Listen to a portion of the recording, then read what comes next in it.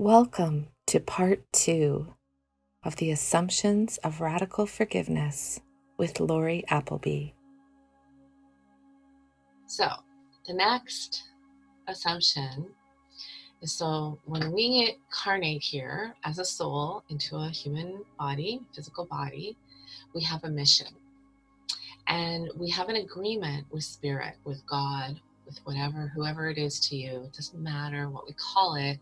It's that higher power, that great creator, whatever you call it. So we have this agreement that we would do certain things to meet a karmic debt, to complete a soul level contract. It may be, lots of people have these contracts at a soul level that they want to experience certain aspects in this human life.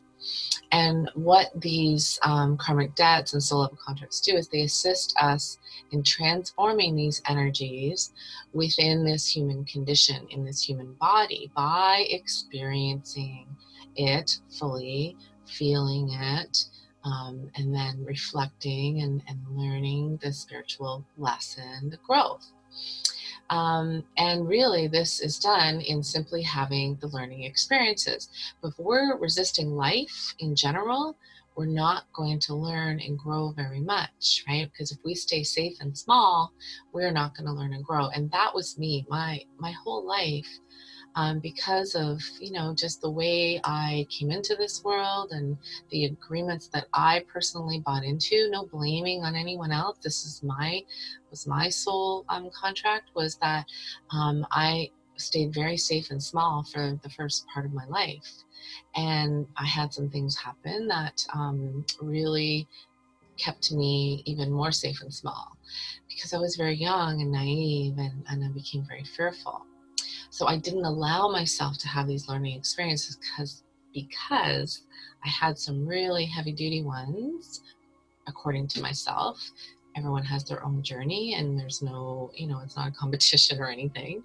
But I didn't allow myself to expand or, do anything risky because I got in some trouble at an early age, and I really shut it down because it was very upsetting and scary, and I did not want to experience that again. So I did not allow myself to have a lot of learning experiences. However, whether I allowed myself or not, they still came. You can't stop it. Really, you cannot stop it from happening. Your soul is always guiding us towards these learning experiences. So whether we do it willingly and we stay open and we trust, or we do it kicking and screaming and resisting, that's our choice. Like I said earlier, it's how we lean into it is how it's going to happen for us. So continuing this, our soul is always going to move us, like I said, in the direction so that we can have these experiences and experience the pain, experience the separation that we wanted. Because once we have done that, we are going to start having these little wake-up calls so that we can remember who we truly are, which is a spiritual being that came here to experience the human condition of duality, right? Because down here it's right and wrong, good and bad, light and dark, evil and pure, however you want to say it. Everything down here is opposites. So it's the law of polarity, that we are in a duality world, and fear and love, right? So down here there's a lot of fear. However, people are starting to awaken in a bigger amount of people. So because more and more people are awakening, our consciousnesses, because we're all connected, are starting to look at things a little differently. So this is why I've been talking about this. When I learned this work, I was very afraid to talk about this because I didn't think that people were open to it. But in the last couple of years, things have really shifted. If you have known me, have noticed.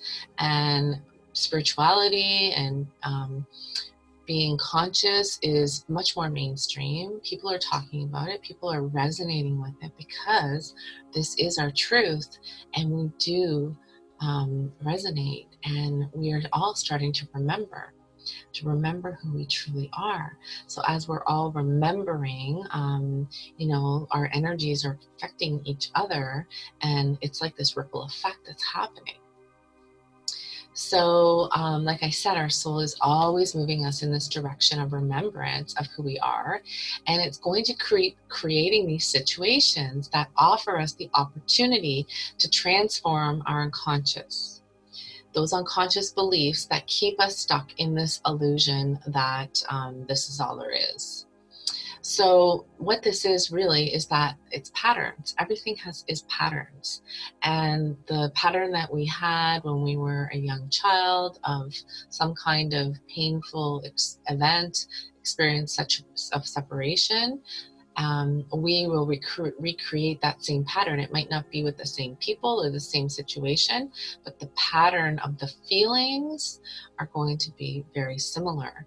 And that is happening. So as we keep experiencing this pattern over and over again, in the hopes that we are going to keep practicing, right? Because we have all these opportunities to practice, and we're going to keep practicing. And then one day we're going to go, oh, I can look at this from a different point of view. I think I've learned this lesson. I've done this so many times. I get it now, that this isn't actually really even true, right? So that's what happens when you start to awaken, you start to remember. And then you don't feel stuck in this illusion anymore because you can see the bigger picture of the situation. So another thing that happens is that people, other souls, right, we call them people here, they come into our lives to lovingly mirror our beliefs over and over and over again until we awaken to the truth of who we are. So this happens especially with parents, siblings, spouses, if you're somebody who doesn't have contact with those people that I've just mentioned, it'll happen to you in your workplace. It's going to happen to you. So unless you hole yourself up and become a hermit, and like I said, not allow yourself to have these learning experiences, you are going to, we attract each other into each other's lives so that we can mirror these beliefs. So for me, the belief is not enough. This is a very common belief that people have. I am not enough. No matter what I do, it's never going to be enough. I don't want to show people who I truly am because they won't love me. These are all very common beliefs that so many of us have. And I've attracted many people in my life, many people in my life who have mirrored this for me. So if we look at it from this full perspective, they are our teachers, and they are doing this because they truly, as from a soul perspective, they love us. Now, maybe here on earth they might not, or maybe they do. For instance, my husband, I know he loves me, and him and I mirror for each other all the time. Now, we've worked through a lot of that, and we're healing. However, there's other people in my life who we don't have a love for each other, but they're still mirroring. So maybe down here on earth, they're not lovingly mirroring for me, but as a soul they are, because we're all doing this with and for each other. It's like a dance. We're all doing this, playing out this game, in a sense, this role of, okay, I'm going to come down here and we're going to show each other what our beliefs are by helping us to experience this pain more deeply, to create more drama and trauma around it so we can really fully feel it. Because if we don't get it, if we don't learn our spiritual lessons when it happens in a lighter, not as a painful way, which usually it doesn't. Usually we need to have a big wake-up call, a big smack upside the head from our soul, from the spiritual world, to help us to remember, right? And then we're like, oh my gosh, now I get it.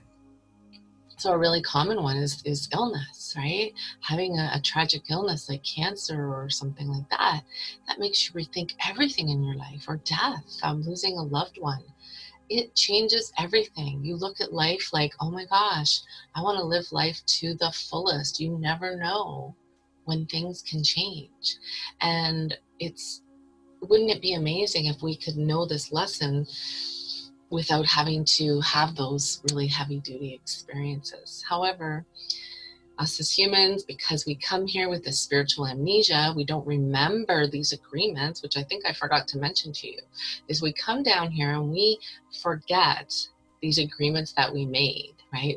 Because if we didn't, we wouldn't be playing full out. We wouldn't be fully experiencing it. We'd be like, oh yeah, I know this isn't really true. This isn't like really happening. I'm just like down here like playing through this, so I'm not going to really fully lean into it.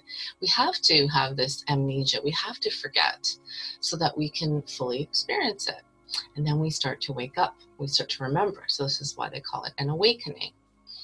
So everyone awakens at different times. Some people never awaken, and then they pass on, and then they may come back and try it again.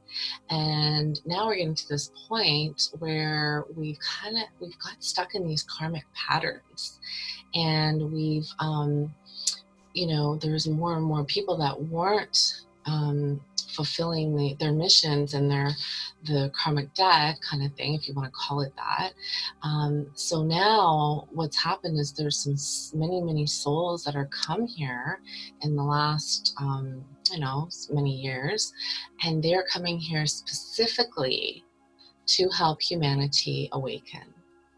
So you'll start to see that there's a lot of young people who are here now, and they're awake. They're not having to experience all this pain and suffering. They're coming here and they're awake, and they're sharing their message, and they are, reaching out to help to create this change so that we can start to awaken and remember, because we were kind of getting stuck in this karmic pattern of over and over again doing it. So these people that come, these other souls, they are our teachers. We are their teachers. We're teachers and students for each other. Thank you for watching. Please watch part 3 in the next video.